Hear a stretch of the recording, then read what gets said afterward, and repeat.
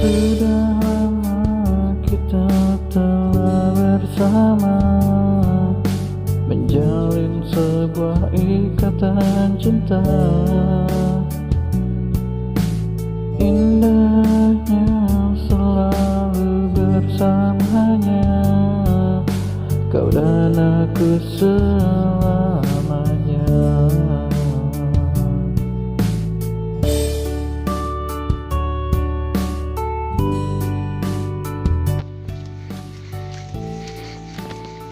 Mana, Cok? Di mana? Ini bukan di makam.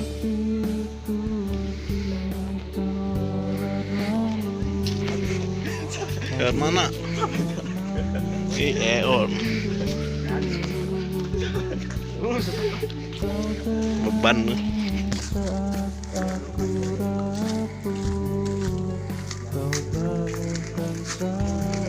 Panjang jalan emang sekali doang kali. Jalannya tajal. Mana sawah? Ini di mana?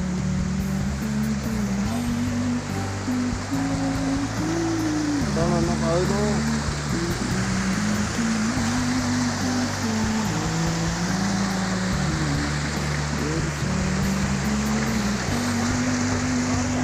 Sana dicoba sana.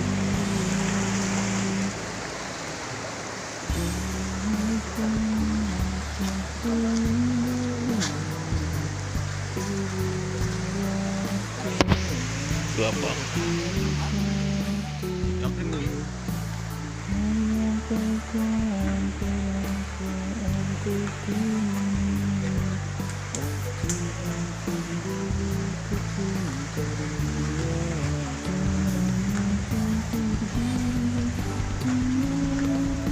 Mana tadi, Mbak?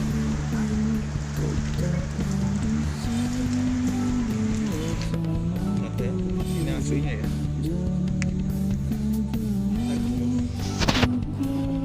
Oh, itu ya.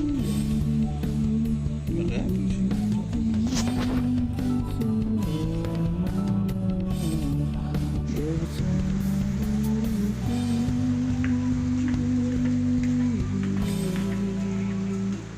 Oh, lagi dibangun, Cok. Sepiku kini telah berlalu, hadir mewarnai hidupku.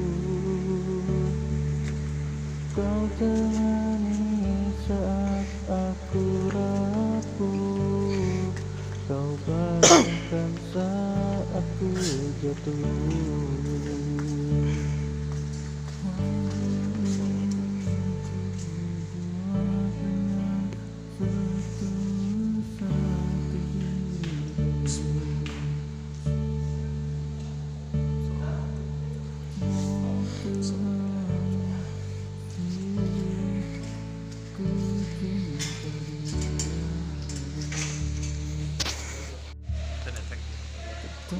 Rame, Cok. Rame.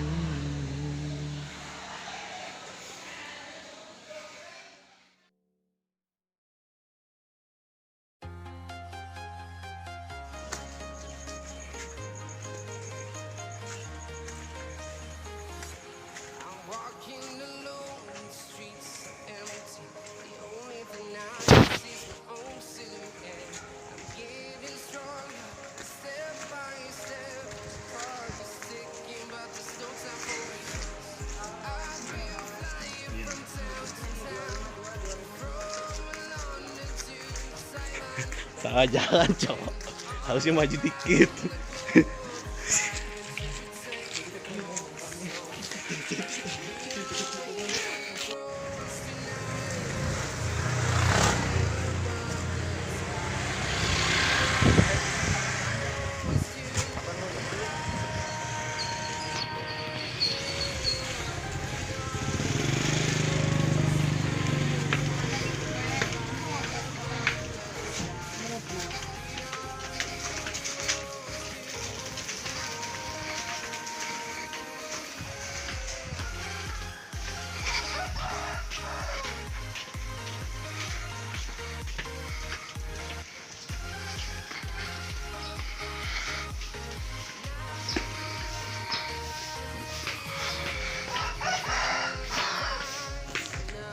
jatuh jatuh jalanannya.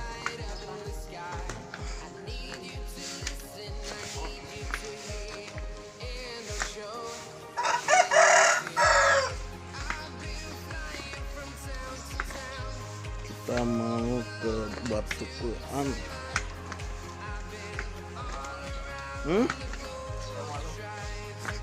Jangan, Cok. Tapi nggak apa-apa sih kalau cuma buat ini, nggak bakal ditanyain juga.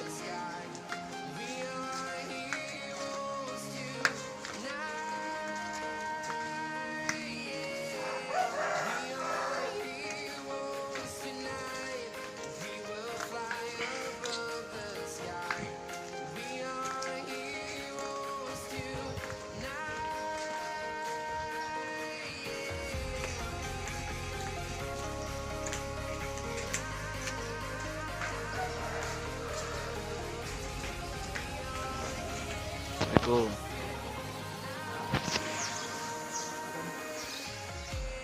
Lu kan bilang ke gua. Tahu. Kan udah punya masing-masing, Cok.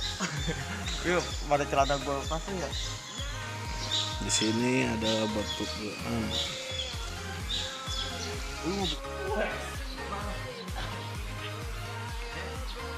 Hei, Gun.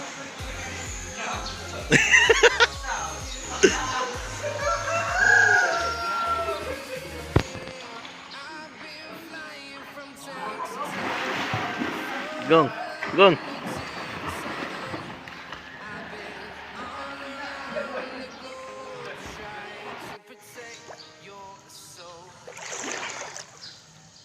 Halo, Gong.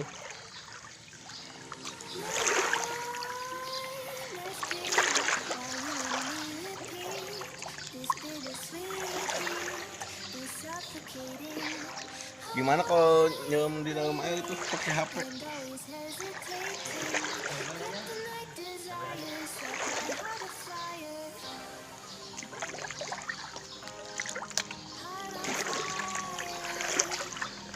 Agung Bon. Dadah Gung. Gung.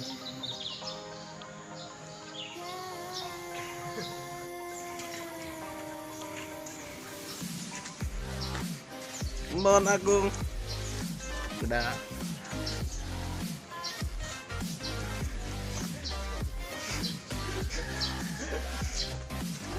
Masuk YouTube ini.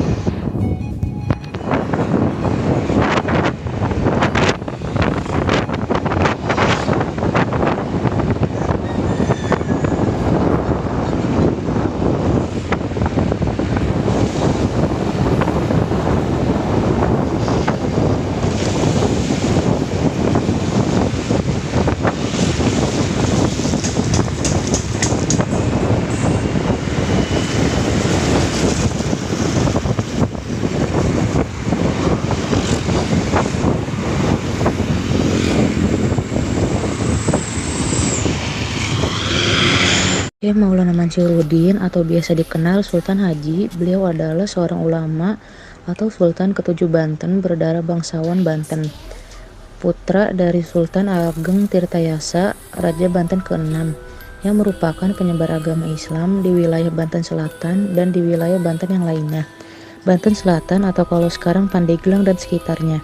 Beliau berkuasa hingga 1683 sampai 1687 di Kesultanan Banten. Sejarah Batu Quran versi pertama. Sunting batu Quran ini muncul pertama kali berkaitan erat dengan kisah salah satu ulama Banten yang amat terkenal di abad 15 Masehi. Beliau tidak lain adalah Syekh Maulana Mansur. Dalam versi ini pula diyakini bahwa kemunculan batu Quran tersebut merupakan lokasi pijakan Syekh Maulana Mansur ketika beliau akan pergi ke Tanah Suci untuk haji. Menurut sejarahnya, kala itu beliau hendak ke Mekah dan langkahnya diawali di lokasi tersebut dengan membaca basmalah saja. Kemudian, sampailah Syekh Maulana Mansur di Makkah tanpa melakukan perjalanan darat ataupun laut. Karena berangkat dari sana, maka dalam kepulangannya pun beliau juga muncul dari sana bersamaan dengan air yang tidak berhenti mengucur. Menurut masyarakat setempat, air yang tidak berhenti mengucur tersebut diyakini sebagai air Zam-Zam. Nah, melihat kecucurannya yang tidak mau berhenti, maka Syekh Maulana Mansur pun berkeinginan untuk menghentikannya. Dan untuk memulai usahanya terhadap air tersebut, beliau bermunajat kepada Allah. Hal ini dilakukan dengan sholat 2 rakaat di dekat kecucuran air. Selanjutnya, ketika beliau sudah selesai dengan munajatnya, turunlah petunjuk agar Syekh Maulana Mansur menutup kecucuran air dengan Al-Quran. Akhirnya, atas izin Allah, kecucuran air pun berhenti dan berubahlah menjadi batu. Karena itulah dinamakan dengan batu Quran yang hingga sekarang airnya tidak pernah kering. Dan sampai disinilah sejarah batu Quran Banten versi pertama. Sejarah batu Quran versi kedua, sunting dalam ranah sosial. Syekh Mansyuruddin adalah salah satu penyebar agama Islam di Banten. Selain ahli di bidang agama, beliau juga terkenal sakti. Syekh Mansyuruddin sendiri kehidupannya berada di sekitar abad ke-17 Masehi. Sementara nasab, beliau adalah putra dari Sultan Ageng Tirtayasa. Sementara kesaktian Syekh Mansyuruddin sendiri hingga saat ini masih terkenal. Dia banyak yang kenal sebagai ulama yang mampu bersahabat dengan bangsa jin dan mampu menaklukkan harimau hingga keturunan-keturunannya. Dipercaya kala itu Syekh Mansyuruddin sedang berada di Mekah. Ketika beliau akan pulang ke Nusantara, beliau masuk ke dalam sumur air Zam-Zam. Kemudian beliau muncul di sebuah mata air Banten, tepatnya di sekitar daerah Cibulakan. Ketika beliau keluar, ternyata air tersebut tidak mau berhenti dan tetap saja mengucur. Akhirnya, beliau mencoba menghentikannya dengan sebuah Al-Quran, dan atas izin Allah, kucuran tersebut akhirnya berhenti. Kemudian, dengan jari telunjuknya, beliau mengukirkan tulisan Al-Quran pada batu. Kini batu tersebut dikenal dengan nama batu Quran. Sejarah batu Quran versi ketiga, sunting dalam versi terakhir. Riwayat batu Quran Banten ini merujuk pada keyakinan bahwa batu tersebut merupakan replika dari batu Quran yang berada Sang Sahyang Sirah.